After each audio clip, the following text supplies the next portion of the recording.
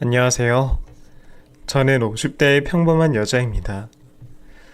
이 나이쯤 되면 다들 사연 하나쯤은 있게 마련이겠죠.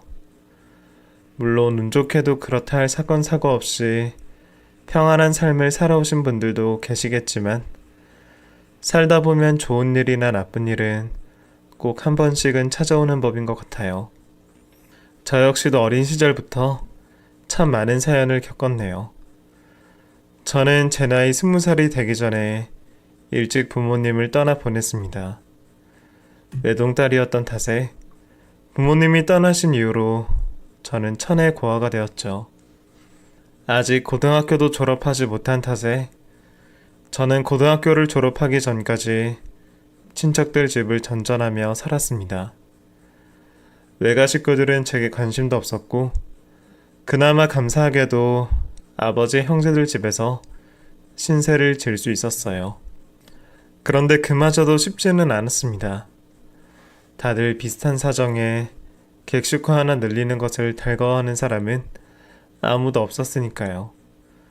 저는 장례식장에서 친척 어른들끼리 절을 두고 언성을 높이는 것을 보고만 있을 수밖에 없었습니다. 어렵게 사셨던 부모님은 남기신 재산도 많지 않았고 다 큰 조카딸을 떠맡는 걸 모두들 꺼려하셨습니다. 그래도 조카딸이라고 모른 척 하실 수는 없으셨던 모양인지 제일 큰 삼촌이 저를 맡게 되셨습니다. 삼촌은 저를 미워하지 않으셨지만 다른 식구들 때문에 난감해 하셨습니다. 작은 엄마나 제 또래 사촌들이 저와 같이 지내는 것을 싫어했거든요. 작은 엄마는 대놓고 저를 구박하지는 않으셨지만 매일 저를 보며 한숨을 쉬며 하루빨리 제가 독립해 나가기를 바라셨습니다. 알게 모르게 사촌들과 차별도 많이 하셨죠. 그나마 제 앞에서는 말조심하시는 어른들과 달리 한창 사춘기의 사촌 아이들은 제게 상처될 말을 참 많이도 했습니다. 그렇게 눈칫밥을 먹어보니 세상에 의지할 사람은 나뿐이구나 싶었습니다. 저는 20살만 되면 바로 독립해서 혼자 살아가겠다고 매일 밤 다짐했습니다. 그렇게 저는 20살이 되자마자 취직을 했고 독립을 했습니다. 어린 나이에 혼자 세상에 던져지고 어려운 일이 참 많았어요. 처음 하는 사회생활도 어려웠고 혼자 사는 일이 쉽지만은 않았어요. 그래도 친척집에서 눈칫밥 먹던 시절보다야 속은 편했죠. 다행히 제가 학창시절 공부를 꽤 잘했던 덕에 고등학교를 졸업하고 바로 은행에 취직할 수 있었습니다. 적은 봉급이었지만 내 힘으로 돈을 벌어 살아간다는 게 꽤 보람도 있고 성취감이 있었어요. 언젠가는 그 돈으로 집도 사고 차도 사는 게 꿈이었습니다. 그때만 해도 저는 결혼할 생각은 별로 하지도 못했습니다. 어린 나이여도 고아라는 게 여자에게 얼마나 흠이 되는지 잘 알았거든요. 경희씨, 아직 남자친구가 없다고 그랬나? 경희씨 같이 일도 잘하고 예쁜 아가씨들은 다들 먼저 채가려고 안달일 텐데 왜 아직 혼자야? 저는 혼자가 편해요. 나이도 어리고 아직 누굴 만날 생각이 없네요. 아무리 요새 연애 결혼 많이 한다고 해도 주변에 보면 여자들은 하루라도 젊을 때 일찍 시집 가는 게 최고야. 경희씨 집에서는 결혼하라고 말씀 안 하죠? 제가 집에 부모님이 안 계셔서요. 일찍 돌아가셨거든요. 아, 그래? 왜 진작 얘기를 안 했어? 젊은 나이에 연애도 안 하고 늘 혼자였던 제게 혼처를 소개하겠다던 주변 사람들도 제가 집에 부모님이 계시지 않다는 말을 듣고는 항상 당황해하며 다시는 그런 얘기를 꺼내지 않더라고요. 고아가 죄는 아니지만 사람들은 그런 제 사정을 항상 껄끄러워하고 큰 한자로 여겼습니다. 그러다 보니 저는 상처받기 싫어서였는지 남들 앞에서 제 사정 얘기를 꺼내지 않았고 그 뒤로 연애하거나 결혼할 생각도 크게 해보지 않았어요. 괜히 마음 주고 나중에라도 상처받고 싶지 않았거든요. 그렇게 저는 24살 나이까지 연애 한번 해보지 못하고 마음의 빗장을 걸고 살았습니다. 제 목표는 열심히 돈 모아서 혼자 잘 먹고 잘 사는 것이었죠. 세상에 도와줄 사람 하나 없으니 나 혼자 알아서 잘 살아야 한다고 생각했습니다. 그렇지만 마음 한켠으로는 저도 연애하고 일찍 시집가는 친구들을 보면서 부러워했습니다. 부모님이 일찍 떠나셔서 그런 건지 혼자 있는 삶이 늘 외로웠거든요. 그런 결핍 때문에 나도 할 수만 있다면 좋은 사람 만나서 결혼하고 아이 낳고 가정 꾸리고 싶다고 생각했습니다. 저는 그렇게 외로움을 견디며 살았습니다.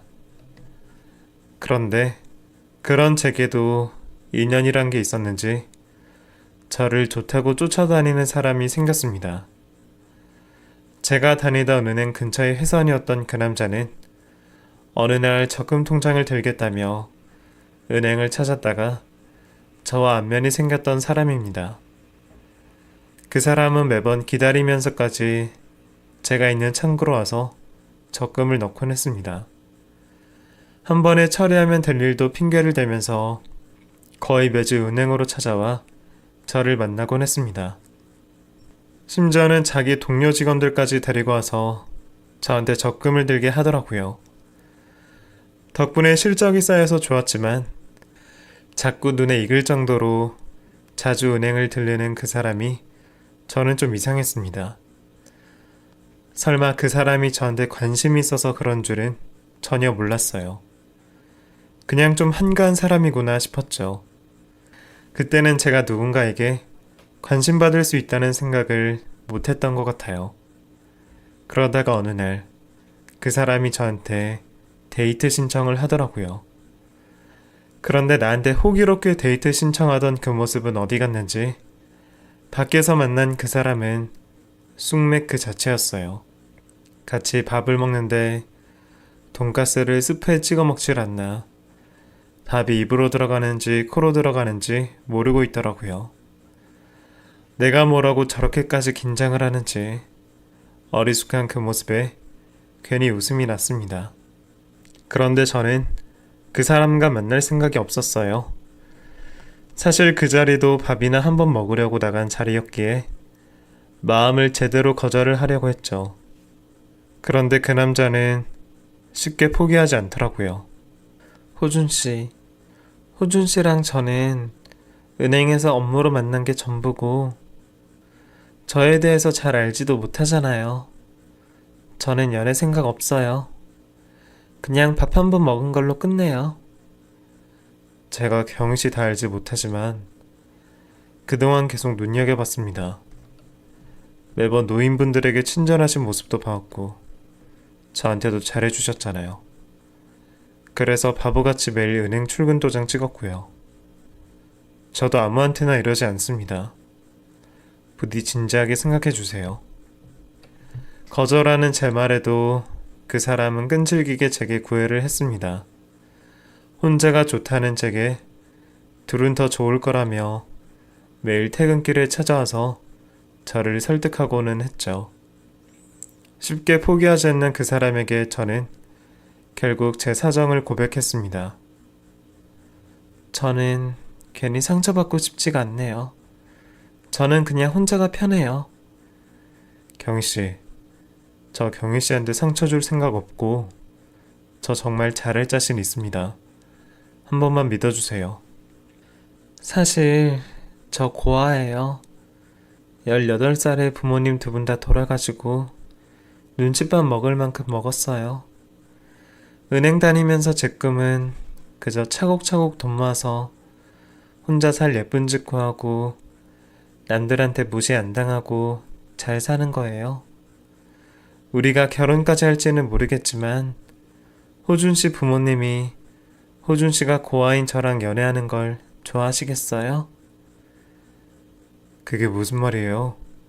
그럼 경희 씨가 저를 거부하는 게 경희 씨가 혼자인 사정 때문인가요? 그게 저희가 만나는 거랑 무슨 상관이에요?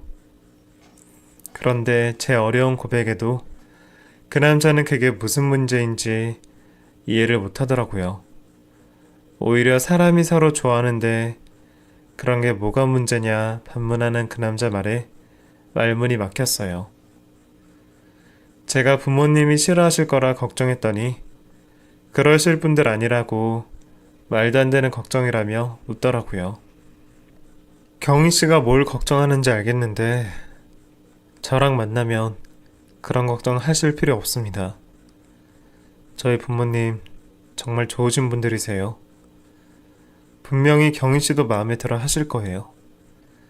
그리고 우리 이제 겨우 밥 한 번 먹었는데 벌써 그런 걸 걱정해요? 그럼 경희 씨도 저한테 아주 마음이 없는 건 아니군요. 그 사람의 말을 믿고 싶었지만 괜히 마음을 줬다가 상처받을 게 두려워 마음을 열기 쉽지 않았어요. 저도 그 사람 부모님이 어떤 분인지는 모르지만 아무리 그래도 아들이 만나는 여자가 고아라고 하면 좋아할 사람이 얼마나 될까 싶었어요. 젊은 사람들도 혼자 지내는 제가 외롭고 어두워 보인다며 꺼려하곤 했으니 말이에요. 그 남자 말을 다 믿었던 것은 아니었지만 그래도 저는 왠지 그 사람 말을 믿고 싶었어요. 생각해보면 저도 그 남자를 좋아하고 있었던 모양입니다. 그렇게 저는 바보 같은 그 남자와 연애를 시작했습니다. 사랑한다는 것이 그렇게 행복한 일인 줄 처음 알았어요. 그 사람과 만나는 매일매일 다음 날이 기다려질 정도로 행복한 날들이었습니다. 언젠가부터 삶의 의욕도 즐거움도 없던 제게 행복을 가져다 준 사람이었죠. 겨우 1년도 만나지 않았는데 하루빨리 결혼을 하고 매일 같이 지내고 싶은 심정이었습니다. 설마 제가 누군가를 이렇게까지 좋아하게 될 줄은 몰랐어요. 그렇게 저는 그 남자와 연애 1년 만에 결혼까지 약속하게 되었습니다. 결혼 약속을 하고 그 사람 집에 허락을 받으러 가며 얼마나 떨리고 두려웠는지 몰라요. 항상 허허실실하던 그 사람은 부모님이 저를 꼭 마음에 들어 하실 거라며 아무 걱정이 없어 보였고 저는 혹시나 저를 반대하시면 어쩌나 몇 날 밤을 뒤척였습니다. 그렇게 잔뜩 긴장하며 들어간 그 집에서 저는 생전 처음 겪는 환대를 받게 되었습니다. 현관에서부터 맛있는 냄새가 진동을 했습니다. 제가 좋아하는 불고기 냄새더라고요. 저희가 현관으로 들어서자 어머니가 저희를 반갑게 맞아주셨습니다. 어서 와요. 오느라 고생했어요. 퇴근하고 오느라 배가 많이 고플 텐데 내가 손이 느려서 아직 음식이 완성이 안 됐어요. 미안한데 우리 남편 퇴근할 때까지만 좀 기다려 줄래요? 아, 어머니, 제가 좀 도와드릴까요? 아유, 손님한테 무슨. 금방 끝나니까 거실에 좀 앉아 있어요. 호준아, 호석이 좀 데리고 있어. 제 도움을 마다하시는 인상 좋으신 어머니 곁에 웬 어린아이가 서 있었습니다. 아직 초등학교도 안 들어간 것 같은 어린아이였어요. 순간 저는 벙찐 기분이 들었습니다. 부모님이 저를 절대로 반대하지 않으실 거라 하더니 호준 씨한테 설마 나한테 말 못한 비밀이 있었나 싶었죠. 저는 그 애가 호준 씨의 아들일 거라 생각했거든요. 호준 씨, 이 아이는 누구야?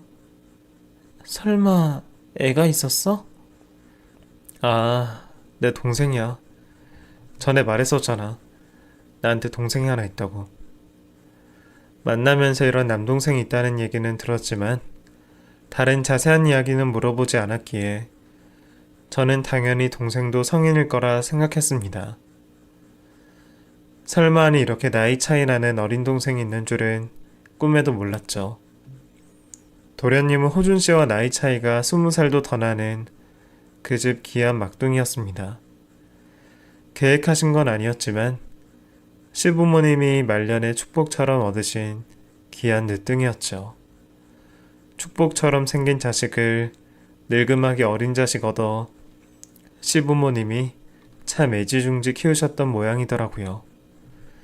그 어린 꼬마애가 저를 보고 부끄러워서 형 뒤로 숨는 모습이 참 귀여웠어요.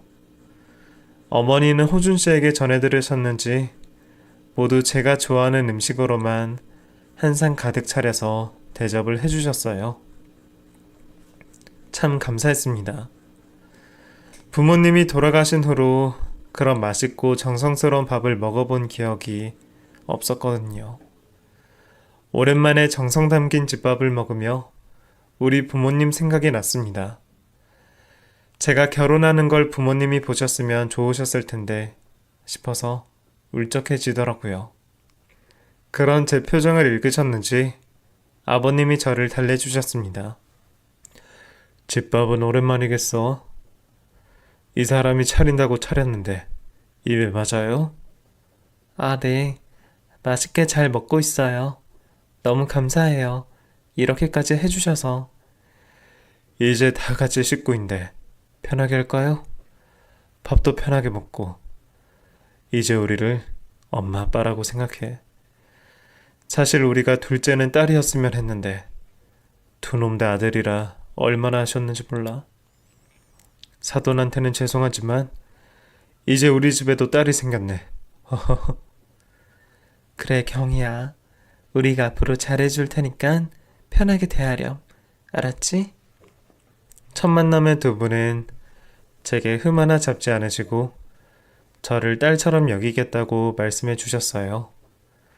말씀만으로도 얼마나 감사했는지 저는 남편도 남편이지만 그런 시부모님들 덕분에 하루빨리 결혼을 하고 싶었습니다. 그런데 그 뒤로도 시부모님은 정말 하신 말씀 그대로 저를 딸처럼 여겨주셨습니다. 결혼을 준비하면서 뭘 해야 할지 아무것도 모르던 저는 모은 돈을 들고 시부모님을 찾아갔죠. 집은 시댁에서 해주신다지만 혼수는 제가 하는 게 맞으니까요. 그런데 시부모님은 제가 모은 그 돈은 한 푼도 못 쓰게 하시고는 저한테 집이며 혼수며 모두 손수해 주셨어요. 아가, 이 돈은 네가 여태 열심히 모은 거잖니? 살다 보면 언제 큰 돈이 필요하게 될지 몰라. 특히 여자한테는 여윳돈이 있어야 돼. 나중에라도 아이 낳고 집에 있다 보면 돈 필요할 때가 꼭 생긴단다. 그리고 시집 갈 때는 원래 부모가 다 해주는 거야. 그러니까 이 돈은 나중에 네가 따로 쓰고 혼수나 집은 우리가 알아서 해줄 테니 걱정하지 마라. 혹여 제가 여태 모은 돈이 모자라는 건 아닌가, 실망하시는 건 아닐까, 마음 졸이며 찾아간 제가 민망해질 만큼 시부모님은 저를 먼저 생각해 주셨습니다. 세상에 고아 며느리 들이면서 혼수까지 대신해 주시는 시댁이 어디 흔할까요? 저를 앞으로 친딸처럼 대해주시겠다던 시부모님은 정말 저희 친정 부모님 대신 저를 살뜰히 챙겨주셨어요. 덕분에 저는 시어머니와 혼수 보러 다니며 무사히 결혼 준비를 할 수 있었습니다. 시어머니는 제가 쓸 살림들이며 숟가락, 젓가락 한 벌까지 친정 어머니 대신 시어머니가 골라주셨습니다. 정말 친딸 시집 보내듯이 제 돈으로 샀다면 엄두도 못 냈을 귀한 것들로만 골라주셨죠. 그때 시어머니와 함께 섰던 그 살림들은 지금까지도 제 평생의 가보입니다. 생각해보면 시부모님도 아직 어린 도련님 때문에 저한테 큰돈 쓰실 만한 형편은 아니셨던 것 같은데 어찌 저한테 그렇게 물심양면 잘해주셨는지 지금 생각해도 참 대단하신 분들이라고 생각해요. 그렇게 저는 시부모님의 도움으로 무사히 결혼을 하게 되었습니다. 그때는 정말 모든 것이 행복했네요. 너무 좋은 시부모님의 사랑하는 사람과 내가 꿈에 그리던 가정을 꾸리다니 내게는 참 벅찬 행복이라고 생각했습니다. 거의 매일 시댁을 드나들 정도로 가깝게 지내던 시부모님이었습니다. 어린 시동생도 제게 누나 하면서 잘 따랐고 저는 좋은 가족들이 생겨서 참 행복했네요. 그런 행복을 누리게 해주신 시부모님께 저도 정말 딸 같은 며느리가 되고 싶었고 항상 보답하고 싶었습니다. 그런데 그런 행복은 그리 길지 않았습니다. 제가 보답을 해드리기도 전에 두 분이 너무 일찍 세상을 떠나셨네요. 제가 남편과 결혼한 지 반년도 채 되기 전이었어요. 그때 마침 남편 회사에서 설악산 온천 티켓이 생겨서 남편이 시부모님께 선물을 드렸습니다. 두 분 결혼 기념일을 맞아 설악산으로 여행을 다녀오시라고 말이에요. 늙음하게 육아를 하게 되시며 몇 년째 두 분이 여행 한번 가보시지 못했다고 하셨는데 이제 저도 있으니 시동생 걱정은 하지 말고 두 분이 재미있게 쉬다 오시면 좋겠다 싶었죠. 그렇게 아주 오랜만에 설레어 하시며 떠나신 여행이었습니다. 겨우 며칠이니 무슨 일이 생길 거라고는 생각도 못했죠. 그런데 하필이면 시부모님이 여행에서 돌아오시는 그날 눈길에 차량 사고가 나셨습니다. 그때 일을 떠올리려니 너무 가슴이 아파 자세히 말을 못하겠네요. 그렇게 저희 시부모님은 한날 한시에 사고로 영영 눈을 감으셨습니다. 어린 시동생에게는 차마 말도 하지 못했어요. 장례식장에서 상복 입고 누워 자는 어린 도련님을 보니 차마 입이 떨어지지 않더라고요. 남편도 갑작스러운 상황에 정신을 차리지 못했습니다. 저를 붙잡고 하염없이 울기만 하더라고요. 저도 겪어봤지만 저 역시도 그런 남편을 어떻게 위로해야 할지 몰랐습니다. 남편은 자기가 두 분 여행을 보내드리지 않았으면 벌어지지 않았을 일이라며 몹시 자책했습니다.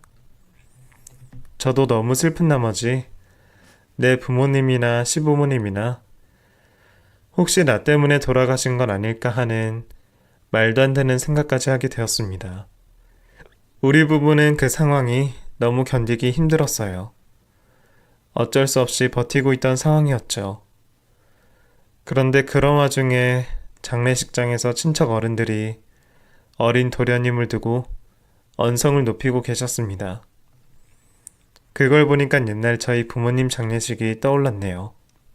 아무래도 어린 도련님의 나이가 문제였죠. 친척 어르신들은 아무리 나이 차이가 많이 나더라도 조카도 아니고 동생인데 호적에 올릴 수도 없고 이제 막 결혼한 저희 부부가 시동생을 맞는 것은 아니다 싶으셨나 봅니다. 저희가 데려가는 건 반대를 하시면서 그렇다고 누구 하나 나서서 도련님을 맡겠다고 하시는 분도 없었어요. 그 와중에도 도련님을 데려가면 유산을 누가 관리하느냐 하는 금전적인 문제까지 자기들 멋대로 얘기를 하고 있었습니다. 정신이 반쯤 나간 남편은 그런 상황에서 아무 말 하지 못하고 있었어요. 저라도 나서고 싶었지만 저는 이제 막 시집 온 탓에 쉽게 어른들 얘기에 끼어들 수 없었습니다. 게다가 당장 그 상황의 도련님 문제는 먼 이야기처럼 느껴졌어요. 그렇게 어른들이 언쟁을 하는 것을 보고만 있을 수밖에 없었죠. 그런데 언제 일어났는지 잠들어 있던 도련님이 어른들이 자기를 두고 소란을 떠는 것을 모두 보고 있었더라고요. 아무리 어려도 눈치는 있죠. 자기를 두고 서로 떠미는 어른들 모습을 보고 도련님은 벌써부터 눈치를 보고 있었어요. 그 모습을 보니 눈칫밥 먹던 내 생각이 나서 갑자기 정신이 번쩍 들었습니다. 저는 벌떡 일어나서 친척 어른들을 다 쫓아내 버렸습니다. 지금 장례식 오셔서 뭐 하시는 거예요? 어린아이 앞에서 어른들이 어떻게 그런 말씀을 하세요? 혹시나 시부모님 유산 욕심나서 데려가시려고 하는 거면 다들 마음 접으세요. 저희가 도련님을 왜 못 키워요? 애초에 직계 가족인 저희가 챙기는 게 맞는 것 같습니다. 우리 도련님, 제가 친자식처럼 키울 겁니다. 그러니까 괜히 친척분들이 시시비비 가를 필요 없고 장례식에서 소란 떨지 마시고 다 돌아가세요. 아니, 네가 뭐라고 나서 저거 며느리를 잘못 들였구만? 너 이러는 거 보면 시부모님이 가만히 계시겠냐? 우리가 어른으로서 그 정도 얘기는 할 수 있는 거지. 어디 성도 다른 며느리가 남의 집안일에 끼어들어. 제가 아무리 피 안 섞이고 남이어도 도련님한테는 누구보다 잘할 자신 있어요. 다들 정말 친자식처럼 돌보실 수 있으세요? 그래서 애 앞에서 이런 말씀 하시냐고요. 그날 저는 친척 어른들에게 욕을 잔뜩 먹고 그 뒤로 다시는 시댁 친척들 본 일이 없네요. 남편이 그 꼴을 보고 나중엔 친척들이랑 인연을 다 끊어버렸거든요. 결국 도련님은 저희가 데려가기로 했습니다. 사실 당연한 일이었지만 저희도 예상 못했던 일이라 쉽게 결정할 수 없었네요. 남편은 그런 결정을 내린 제게 미안해하고 고마워했습니다. 저는 그런 소리 하지도 말라고 화를 냈죠. 뭐가 고맙고 뭐가 미안해. 당신한테도 내가 남이야? 당신 동생은 내 동생이야. 내가 시부모님이랑 긴 시간 지낸 건 아니지만 두 분은 내게도 부모님이셨어. 내 동생 내가 챙기는 게 당연하지. 그게 왜 고마워할 일이야. 당신도 앞으로 그런 소리 하지 마. 나 가벼운 마음으로 결정한 거 아니야. 호석이 정말 내 친동생, 내 친자식처럼 키울 거야. 사실 애도 안 키워본 제가 어린 시동생을 맡아 기른다는 게 쉬운 일은 아니었어요. 과연 제가 잘할 수 있을지, 혹시 잘못해서 나중에 시부모님 뵐 면목이라도 있을지 걱정이었지만 그래도 제 딴에는 열심히 해보려고 참 많이 노력했습니다. 정말 친부모는 아니었지만 남들 앞에서는 친부모 부럽지 않은 형수가 되고 싶었습니다. 물론 처음에는 시행착오도 많았죠. 아무리 친자식처럼 기르겠다고 했지만 그래도 어쩔 수 없이 남편의 동생이고 저도 처음부터 자식처럼 대하기는 어려웠어요. 처음 몇 년은 혹시 호석이가 상처라도 받을까 말도 항상 조심하고 저 역시도 쉽게 다가가지 못했습니다. 그래도 저한테 누나 하며 친하게 지냈었으니 금방 살갑게 지낼 수 있을 거라 생각했죠. 그런데 부모님을 보내고 일찍 철이 들었는지 호석이는 알게 모르게 제 눈치를 보곤 했습니다. 아무리 제가 잘해도 엄마 같지는 않은지 바라는 게 있어도 제게는 말을 못하고 꼭 자기 형한테만 몰래 말을 하곤 했습니다. 그러다 제가 임신을 하고 아이를 낳은 뒤로는 더 제 눈치를 보는 거예요. 아이 말로는 편하다고 하지만 어쩔 수 없이 불편해하는 걸 알고 있었습니다. 대체 어떻게 해야 가까워질지 너무 어렵더라고요. 그러다가 한 번은 제가 호석이 학교로 불려가게 되었습니다. 얌전하던 아이에게 무슨 일이 생겼는지 너무 놀라서 갓난아이를 업고 뛰어갔죠. 그렇게 갔더니 글쎄 우리 도련님이 다른 친구의 물건을 훔쳤다고 하는 겁니다. 너무 놀라서 말도 안 나왔어요.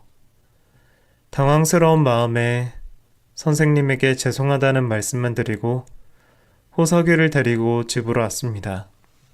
그런데 제가 어떤 사정이냐고 계속 물어도 애가 도통 대답을 안 하더라고요.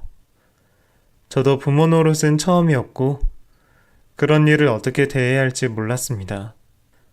호석아, 네가 말을 해야 무슨 일인지 알지. 친구 물건을 왜 가져갔어? 응? 준비물이었다며.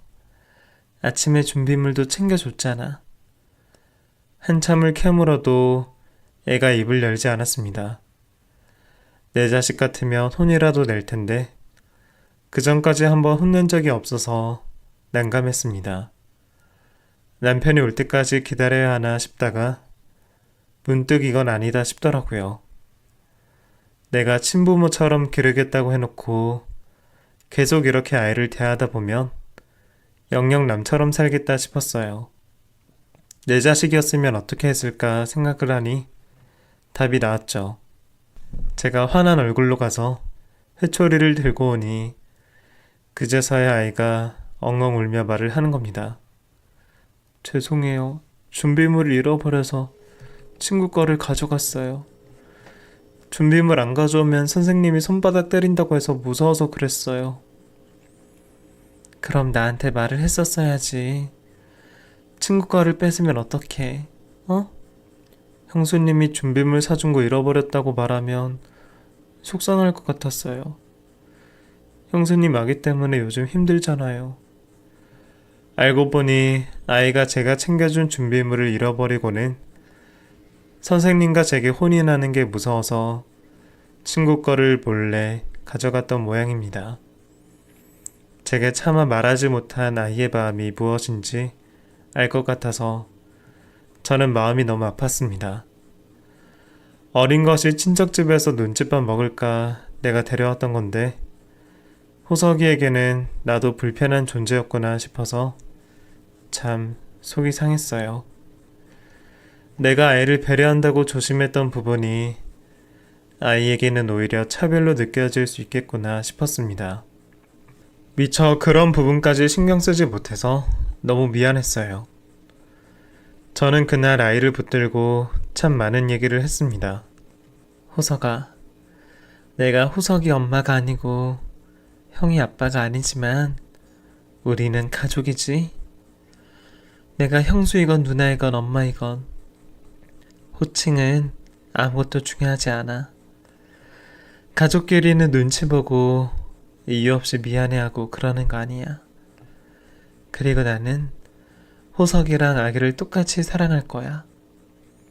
엄마가 호석이 잘못하면 혼도 내지? 나도 앞으로는 혼낼 일에는 똑같이 혼을 낼 거야.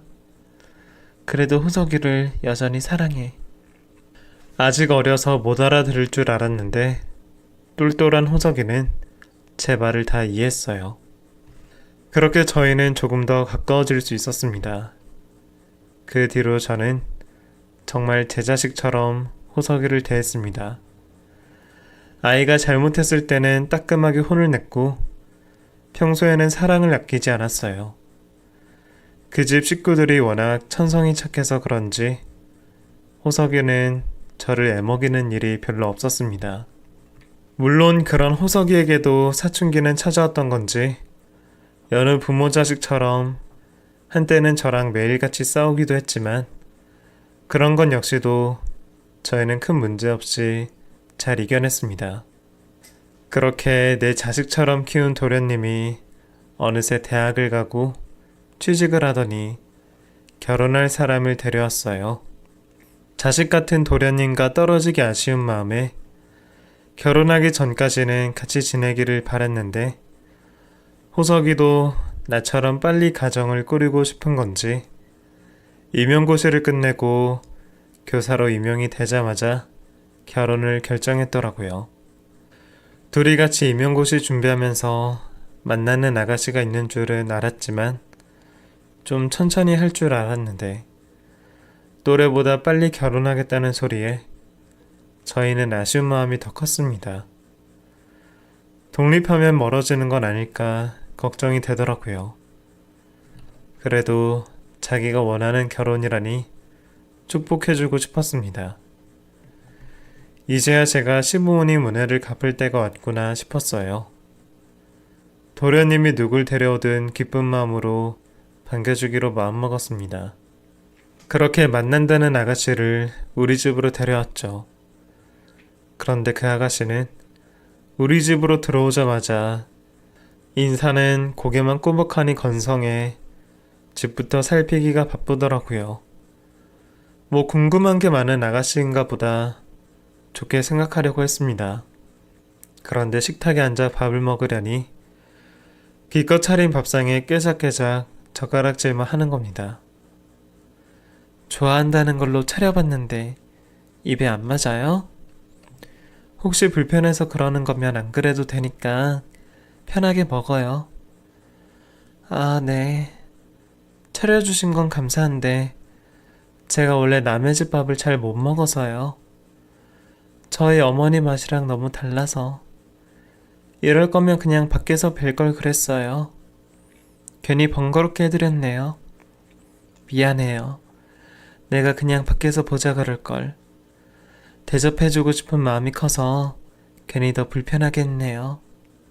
저는 나름대로 우리 시어머니처럼 한대해주고 싶어서 전날부터 장을 봐서 직접 상을 차렸던 건데 아무래도 그 아가씨 입에는 제 음식이 맞지 않았던 모양입니다.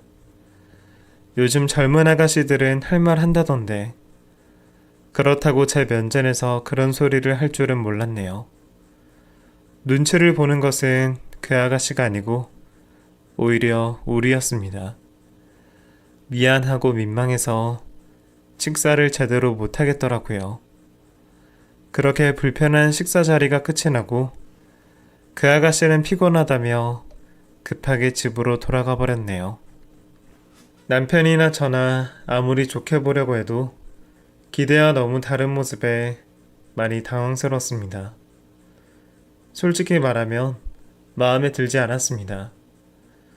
두 사람이 힘든 시험 준비에 서로 의지했던 사이라는 건 알지만 대체 호석이가 그 아가씨 어떤 면이 좋아서 만난 건지 모르겠더라고요.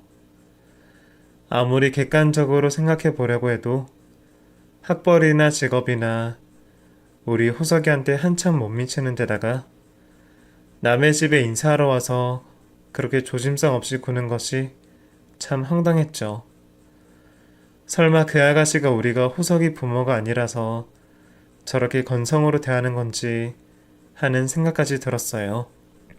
아들 같은 시동생이니 저도 솔직하게 얘기를 했습니다. 호석아, 그 아가씨랑 정말 결혼하고 싶니? 솔직히 내가 그 아가씨를 다 아는 것은 아니지만 첫인상이 그렇게 마음에 드는 건 아니야. 우리를 편하게 대하는 건 좋지만 솔직히 첫 만남의 예의는 갖춰야지. 우리는 솔직히 결혼까지 할 만한 여자인지는 잘 모르겠다. 은지 좋은 사람이에요. 나 시험 준비할 때 많이 도와줬고 자기는 떨어지면서도 내 합격 축하해준 사람이야. 평소에도 나한테 얼마나 잘하는데요. 형수랑 형은 은지 겨우 몇 시간 봐놓고 그런 말을 해. 솔직히 형수가 반대할 줄은 몰랐네요. 내가 선택한 사람이니 축하해주면 좋겠어요. 평소 우리말이라면 잘 듣던 아이라 화를 내는 걸 보고 저희도 당황스러웠습니다. 호석이가 그 아가씨를 많이 좋아하는 것 같아서 더 걱정스러웠어요. 한 번 보고 판단할 수는 없지만 참 걸리는 게 많았습니다.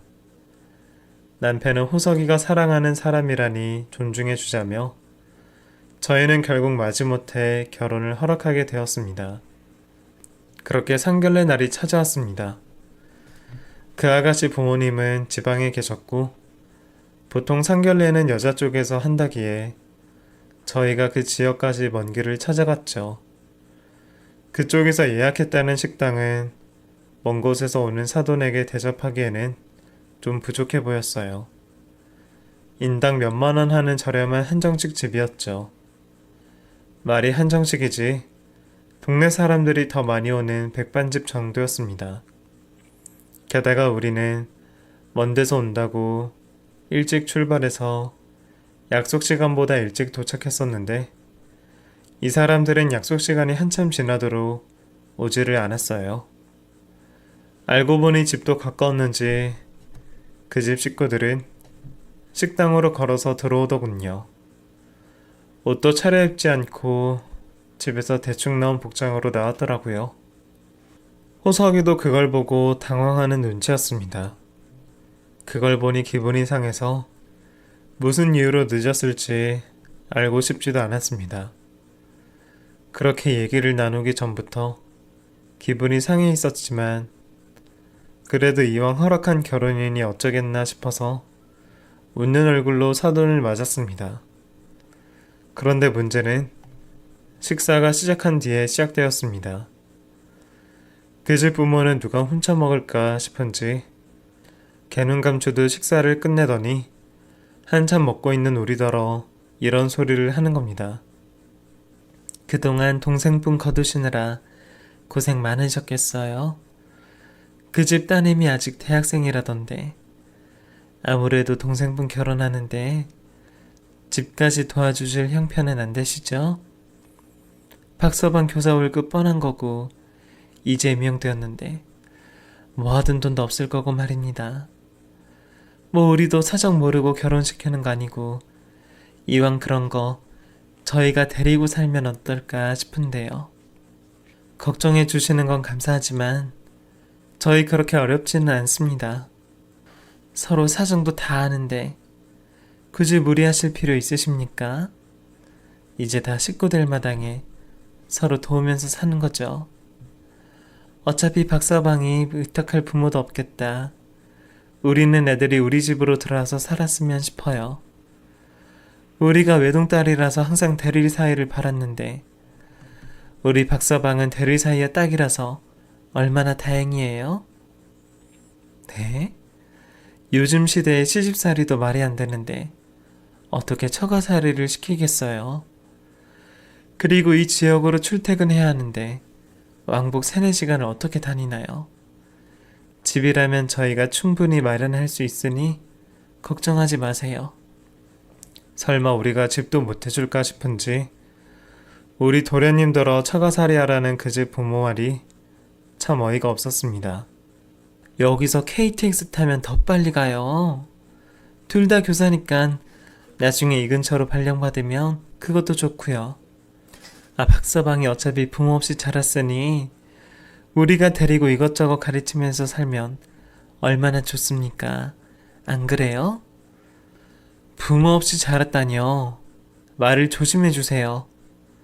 우리가 호적상 부모는 아니지만 제 자식처럼 키웠습니다. 어디 가서 그런 소리 들을 일 없어요. 대신 부모 노릇 해주겠다는데 왜 화를 냅니까? 고아인 거 알고도 우리가 받아주겠다는데. 고아라니...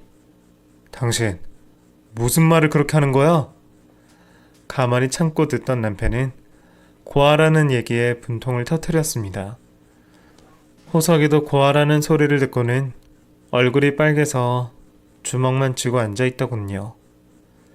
금주옥엽 키운 우리 도련님한테 어디 그런 소리를 하나 저도 열불이 터졌습니다. 저희가 화를 냈더니 그 인간들은 뭐 잘못한 줄도 모르고 적반하장으로 나왔어요. 아니 형님네라고 그래도 어른 대접 해줄래 그랬더니 당신 몇 살이나 처먹었어. 어디 어른 앞에서 삿대질이야. 지금 어디서 나이로 유세야? 어디 남의 귀한 자식한테 고아니 뭐니 그래. 아니 부모 없이 컸으면 고아지. 당신들이 진짜 부모라도 된다고 생각해?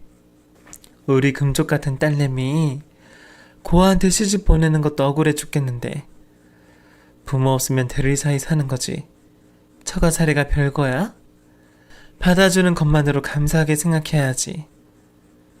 우리 호석이도 금쪽까지 키웠어. 나라고 결혼 반대 안 한 줄 알아? 그쪽 딸이야말로 우리 호석이한테는 한참 못 미치지. 임용 합격도 못해서 임시교사나 하는 주제에 어디 똑같은 교사 취급이야. 당신 같은 집구석에서 비빌 때가 아니라고. 호석이 앞으로 아파트가 있는데 모타로 대리사회를 시키나? 이 결혼 없던 일로 합시다. 결국 저는 그 집에 파혼을 통보했습니다. 아무리 호석이가 그 애랑 결혼하겠다고 해도 내가 그 꼴을 못 보겠더라고요. 그리고 나오면서 식사값이라고 상에 우리 먹은 값만 던져주고 나왔습니다. 그 집이랑 10원 한 장 엮이고 싶지 않았거든요. 그렇게 집으로 돌아가는 내내 저는 화가 가라앉질 않았습니다. 속이 상한 마음에 괜히 호석이한테 화까지 냈습니다. 호석아, 너 정말 결혼할 거니? 우리가 너를 고아처럼 키웠니? 네가 그러고도 그 집안이랑 인연 맺고 싶다면 우리도 말리지 못하겠지만 우리는 그 꼴 보고도 네 결혼 축복해주지는 못하겠다. 저도 그 정도인 줄은 몰랐어요. 시댁 없으니까 따님 시집살이는 안 해도 되겠다는 말에 그냥 하시는 말씀인 줄 알았지. 설마 저렇게까지 할 줄은 몰랐어요. 아까도 내가 나서고 싶었는데 괜히 형이랑 형수 욕 들어먹게 할까봐 참은 거지. 나도 그런 걸 보고 결혼하겠다고 할 정도로 바보는 아니에요. 그런 집이랑 결혼할 생각 없으니까 제가 알아서 정리할게요. 일전에 우리가 말릴 때는 화를 내던 호석이도 그런 꼴을 겪고는 결국 우리 말을 듣기로 했습니다. 다음날 바로 그 아가씨를 만나서 파혼을 얘기했다더군요. 그런데 그랬더니 그 집 식구들이 우리 집으로 쫓아왔습니다. 아이고 사돈 죄송합니다. 그날은 저희가 욱하는 마음에 그랬던 거지 정말로 박서방을 고아로 여길 생각은 아니었습니다. 저희가 딸 보내는 입장에서 사위 길을 누리고 싶었습니다. 따님 있으시니 저희 입장도 아실 것 아닙니까? 파혼이라뇨. 파혼은 안 됩니다. 사돈. 아니요. 저도 딸이 있지만 그렇게 사위 기 죽일 생각 없어요. 사위나 며느리나 똑같이 자식까지 생각하셔야죠. 그래놓고 이제 와서 사돈이라고요? 저희는 그쪽이랑 사돈 맺을 생각이 없네요. 경찰 부르기 전에 이만 나가세요. 우리는 며느리 맞으면서 아파트에 임시교사인 그 아가씨 입장 생각해서 저희 시어머니 때처럼 혼수까지 내 돈으로 알아서 해주려 했더니 그 집에서는 고아라고 사회될 사람 기죽일 생각만 했던 모양입니다. 자기네들은 변명이랍시고 하는 그 말이 저는 더 화가 났네요. 겨우 그런 정도로밖에 생각하지 못하는 사람들이라면 나머지는 안 봐도 뻔했습니다. 결국 호석이가 알아서 그 아가씨와 끝을 냈습니다. 모질지 못한 성격에 어떻게 사랑하던 여자를 끊어냈는지 그 속이 얼마나 상했을까 저 역시도 속상했습니다. 그래도 아닌 건 아니지 싶어서 견디게 두었습니다. 나중에서야 그러더라고요. 사실 그때 나더러 고아라고 했던 말보다는 형이랑 형수 앞에서 그런 소리 한 게 속이 상했어요. 나한테는 형이랑 형수가 부모님이나 마찬가지인데 나더러 고아라고 하는 건 형이랑 형수를 부정하는 말이잖아. 그런 사람들을 내가 어떻게 부모로 여기겠어요. 파혼으로 한동안 힘들어하던 호석이는 다행히 파혼의 아픔을 금방 견뎌냈습니다. 제가 그랬어요. 다음번에 결혼을 하려거든 우리 시부모님 같은 집안이랑 연을 맺으라고 말이에요. 저도 만났는데 우리 착하고 호석이가 그런 줄 못 만나겠어요? 아직 찾아오지 않은 좋은 인연이 어딘가에 있을 거라 믿습니다. 감사합니다.